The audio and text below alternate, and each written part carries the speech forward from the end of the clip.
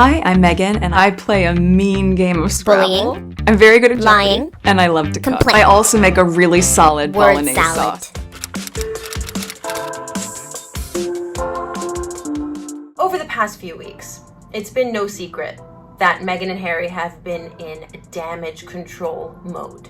With all that scurrying around to Spotify and Netflix and the book deal to edit the content drastically from the sounds of it, just to stay in the good books of the royal family. Oh, how the tides have turned and how the mighty have fallen.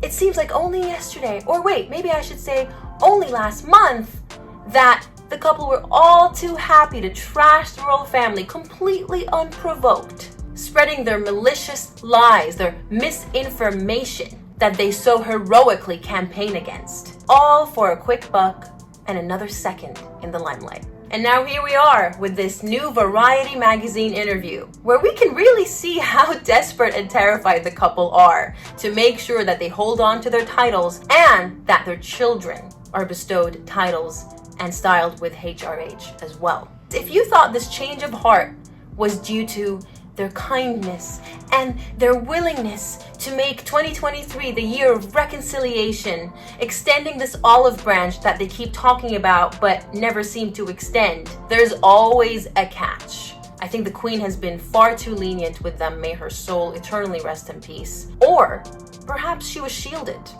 and didn't know the extent of the damage, of the lies that this couple has been spewing for over 3 years now, if you count that horrendous, disgusting display of victimhood in South Africa in 2019.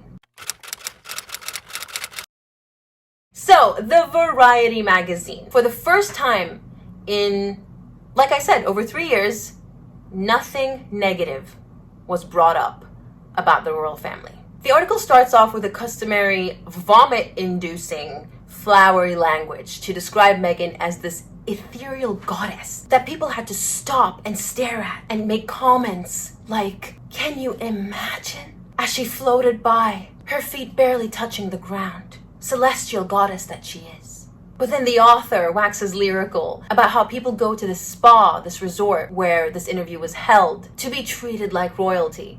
But this time, they got to mingle with the real thing. What's really funny is I still don't see this woman as royalty. I understand she's married into royalty, but there is absolutely nothing royal about her. Her behavior over the past few years has demonstrated that she wouldn't know what royalty was, even if it smacked her right off her feet.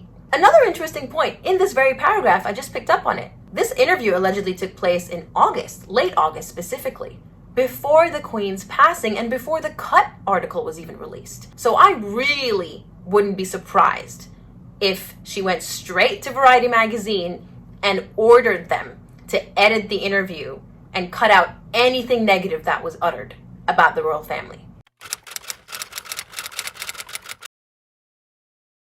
I'm sure we all remember the September edition of Vogue that Meghan guest edited back in 2019, where she very obviously, and dare I say deliberately, left out the Queen of England, her grandmother-in-law, as a shining example, to use her language, of leadership. She backtracks in this interview and refers to the Queen as the most shining example of what female leadership looks like. I mean, better late than never, I suppose. It's about time, because she truly is a shining example, a role model for all of us, no matter how old or young, of how to conduct yourself with dignity, rather than making a spectacle of yourself and doing anything, degrading yourself, humiliating yourself just to be in the limelight.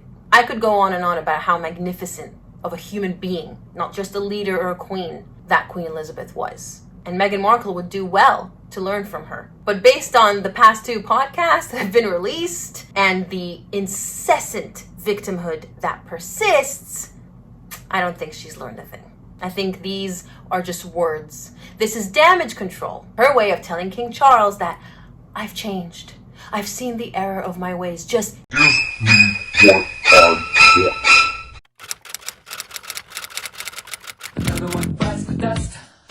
Now for the juicy bit that made me decide to set aside time from my holiday, I'm still in France, still in Europe, and make this video. The Cut article. Once that article was published, Even people who wanted to be neutral couldn't help but feel disgusted and fed up of her incessant trashing of the royal family just to keep herself relevant. In this interview, she's asked about that article and the backlash from it. Her response, which throughout this article you'll see that as usual, her responses are very vague. In fact, she completely fails to answer half, if not more, of the questions in this interview.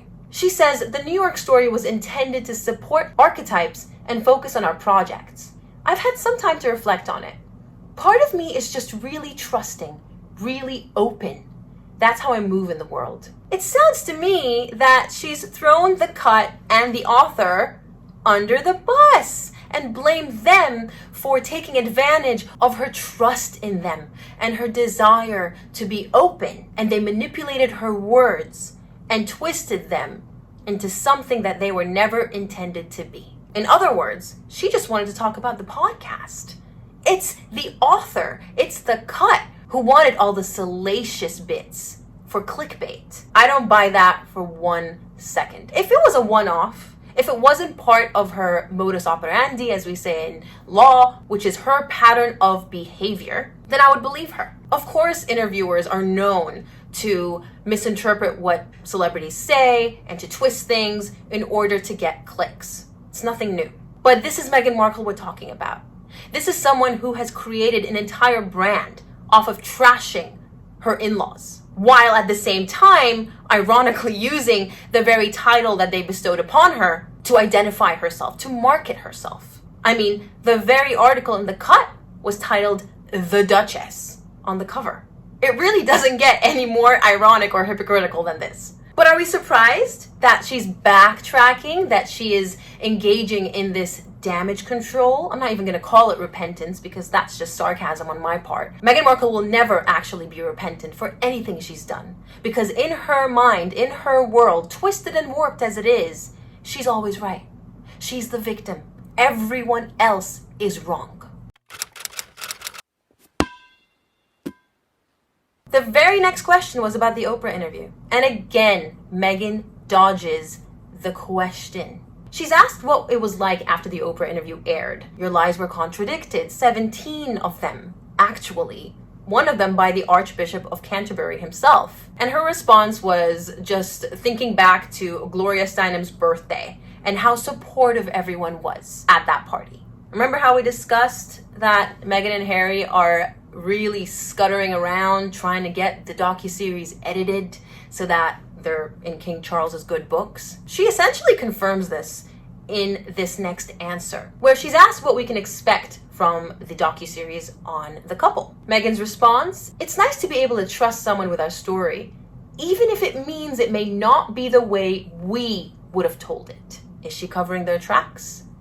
Is she trying to already absolve herself of any blame that might emanate out of the docuseries? I can already see the scenario playing out in my head where she's crying, much as she did with the Vanity Fair Wild About Harry interview, where she distanced herself from that entire thing and pretended that it wasn't her idea all along because she'd promised Harry not to use his relationship or mention him at all in that interview. But her response to the palace's anger over that whole interview and that headline is to say that she was lied to, she was manipulated just to get clickbait answers out of her. I don't know if the palace fell for it 5 years ago, but I sure as heck hope that the king and the palace aren't going to fall for that anymore. Fool me once, shame on you.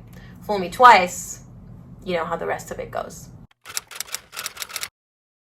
She's also asked about archetypes. Now, I do want to say I will definitely be making at least one video, if not multiple, covering the whole theme of that podcast, because believe it or not, I've been tuning in. I'm not gonna lie, I've been listening to every single podcast, and yeah, it hasn't gotten any better. But I will say it either has been edited, which I think it has. I think Spotify have agreed to edit from the sounds of it, because the past 3 episodes have not contained one negative accusation or comment regarding the royal family. Coincidence? I think not. She does make a comment in her latest podcast episode with Paris Hilton about her stint on Deal or No Deal, where she complains that it was all about her looks. It was about her looks. What do you mean it's all about my looks? I thought I was going to open the briefcase and read a dissertation on, I don't know, time travel. Sorry, I couldn't come up with anything on the spot. I can make a whole video about that. In fact, I may just do that. So I'll save my comments, but it's comical. It's really comical. It's funny, she says she's never gonna go back into acting, never say never, but she's not really aiming to ever do that again. To which I respond, you mean the past 5-6 years haven't been an act? I didn't know much about him, and so the only thing that I had asked her when she said she wanted to set us up was, I had one question. I said, was he nice? I've played a little Wordle, or done my 10 minutes of Duolingo.